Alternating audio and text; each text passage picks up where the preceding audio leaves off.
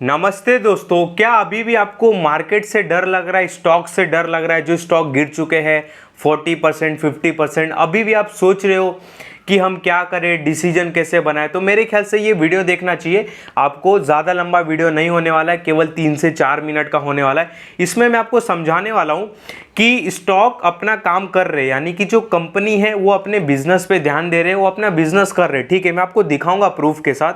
अगर आपको डर लग रहा है तो मैं यहाँ पे लिस्ट निकाल के लाया हूँ जो 52 वीक हाई से 40% से ज़्यादा गिर चुकी है कंपनियाँ। यहाँ पे एग्जाम्पल के लिए मैं पहला स्टॉक देखता हूँ, अडानी इंटरप्राइजेज। यहाँ पे दिखाऊँ, ये भी गिर चुका है, ये तो ऑलरेडी पहले से गिर चुका है। पर यहाँ पे दिखाऊँ जब से गिरा है, मैं तब से ही बता देता हूँ। ठीक है, 2022-23 से यहाँ पे देख सकते हो इसका फिक्स असिस्ट बढ़ते जा रहा है। 56,000 करोड़ से 84,000 करोड़ हो गया।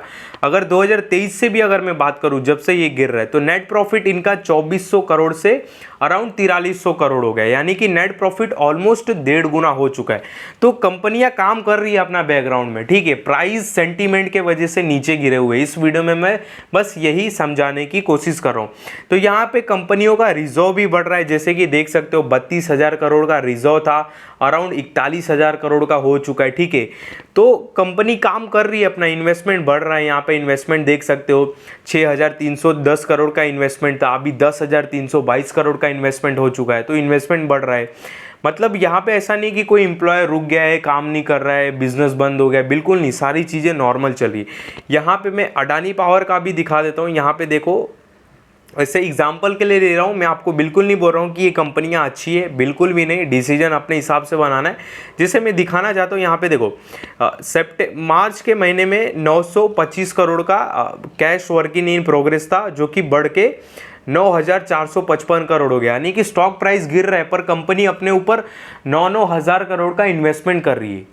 सोचो, हम यहाँ पे 30,000 35,000 रुपया लगा के, 50-60,000 रुपया लगा के टेंशन में कि भाई कंपनियां बंद हो जाएगी रातों रात, और यहाँ पे कंपनियां एक एक महीने में देख सकते हो, मतलब सितंबर 2024 का ये आंकड़ा है, 9,455 करोड़ का इन्वेस्टमेंट किए कैश वर्किंग इन प्रोग्रेस। यहाँ पे देख सकते हो।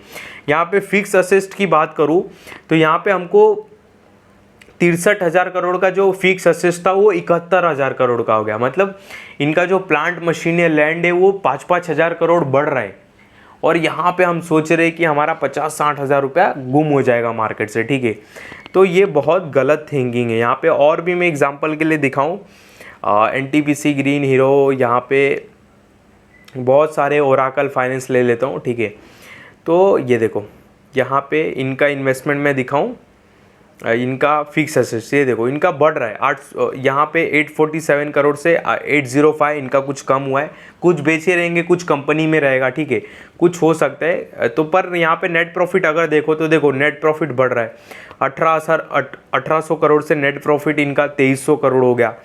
सेल्स की बात करूँ तो 5,500 करोड़ से सेल्स 6,000 करोड़ हो गया। ठीक है, अगर मैं 2024 का ही ले लूँ, जब अभी मार्केट गिर रहा है, ये मतलब जो गिरना चालू हुआ, 6,373 करोड़ से 6,777 करोड़ का सेल्स हो गया। तो सेल्स भी बढ़ रहा है। यहाँ पे और भी बहुत सारी कंपनियां, यस बैंक, ट्यूब इन्वेस्टमेंट, कल्याण ज्वेलर्स देख लेते। ठीक है, ये भी रिसेंटली गिरा था। तो यहाँ पे कल्याण ज्वेलर्स देखो, यहाँ पे देखो, फिक्स असेस्ट की बात करें तो 1900 करोड़ से 2400 करोड़ के आसपास का हो गया। ठीक है, तो धंधा चल ही रहा है, ऐसा इसमें कम नहीं। कुछ और दिख रहा है क्या आपको? रिजर्व की बात करें तो 3100 करोड़ से 3300 करोड़ हो गया। ये तो सितंबर का आंकड़ा है। बहुत लोग बोलेंगे प्राइस तो अभी गिरा है फरवरी जनवरी में, तो अभी आएगा नेक्स्ट ना, उसका भी आंकड़ा देखना, बढ़ते ही रहेगा है। ठीक है, जो कंपनियां अच्छा है उनका फिक्स असेस्ट की बात करूँ, रिजर्व की बात करूँ, इन्वेस्टमेंट की बात करूँ, वो बढ़ता रहेगा, वो कम थोड़ी ना होएगा। ठीक है, तो ये मैं आपको बस बताने की इसमें कोशिश कर रहा हूँ। ठीक है, यहाँ पे बहुत सारा है। थर्मेक्स की अगर मैं बात करूँ, ये भी अच्छा खासा करेक्ट हो चुका है हाई से। देखो, थर्मेक्स की बात करूँ तो देखो, कंपनी काम कर रही है, कंपनी इन्वेस्टमेंट कर रही है। यहाँ पे देख सकते हो 525 करोड़ का इन्वेस्टमेंट किया था मार्च 2024 में। सितंबर 2024 में कितने का? 781 करोड़ का खर्चा किया है। रिजर्व की बात करूँ तो 4,417 करोड़ से 4,500 हो गया।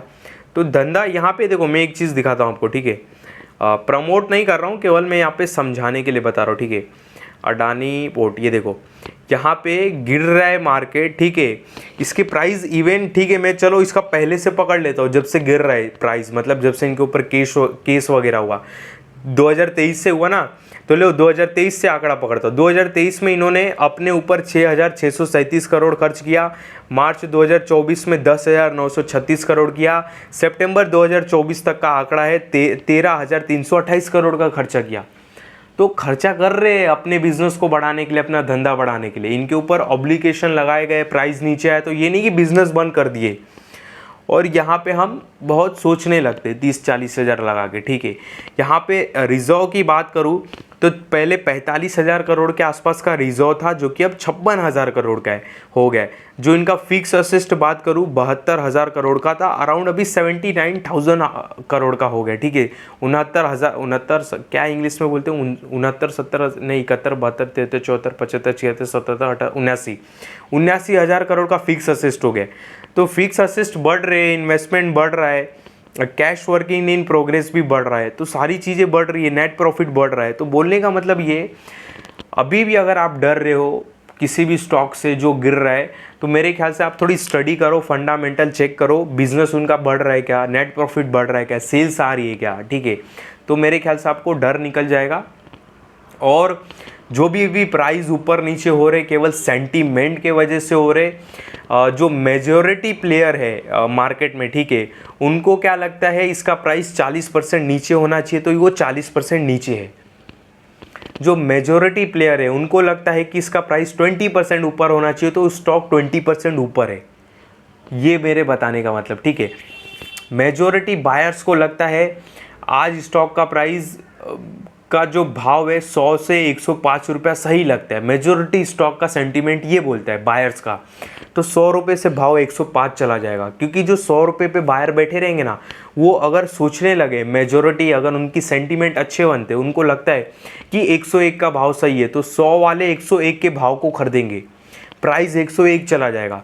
101 वाला जो भाव है वो 102 को खरीदने की कोशिश करेगा, तो भाव 102 चला जाएगा। अगर फिर मार्केट में नेगेटिव सेंटीमेंट बनते हैं और मेजॉरिटी जो शेयर होल्डर है उनको लगता है कि इसका प्राइस तो नीचे अब होना चाहिए, तो जो 103 पे जितने भी शेयर होल्डर्स बैठे हैं वो क्या करेंगे, भाव बेचेंगे। तो भाव प्रेशर में जब आएगा तो 102 जाएगा, तो वो सेंटीमेंट के वजह से प्राइस ऊपर नीचे होता है, ठीक है। शॉर्ट टर्म की बात बता रहा हूँ, बाकी लॉन्ग टर्म की बात करूँ तो बिजनेस खराब होगा तो प्राइस नीचे ही आएगा सेंटीमेंट की वजह से। पर शॉर्ट टर्म में जो अभी गिरावट देख रहे हैं वो केवल सेंटीमेंट के वजह से हुआ, एक हाई वैल्यूएशन के वजह से चीज़ें नीचे आई है, ठीक है। तो ये मेरा बस समझाने का एक मकसद था। बाकी मेरे इस वीडियो में आपको किसी भी तरह का बाय सेल का कॉल नहीं है, ध्यान देना। जो भी स्टॉक का नाम लिया केवल समझाने के लिए लिया कि कैसे बिजनेस अभी भी रन हो रहे सब कंपनी के। आप अपने कंपनी के खुद चेक करो, अगर अच्छी कंपनी होगी तो उनको भी फिक्स असिस्ट बढ़े ही रहेंगे, उनका भी नेट प्रॉफिट बढ़ा ही रहेगा, दिसंबर में उनका भी सेल्स बढ़ के ही आया रहेगा, ठीक है। तो इस वीडियो में आपको किसी भी तरह का बाय सेल का कॉल नहीं है, ध्यान देना। जो भी बातें यहाँ पे बताई केवल समझाने के लिए बताई। बाकी मेरे किसी भी वीडियो में कभी भी किसी भी स्टॉक से रिलेटेड बाय सेल का कॉल नहीं रहता है, इस बात का आप बहुत बहुत ध्यान देना।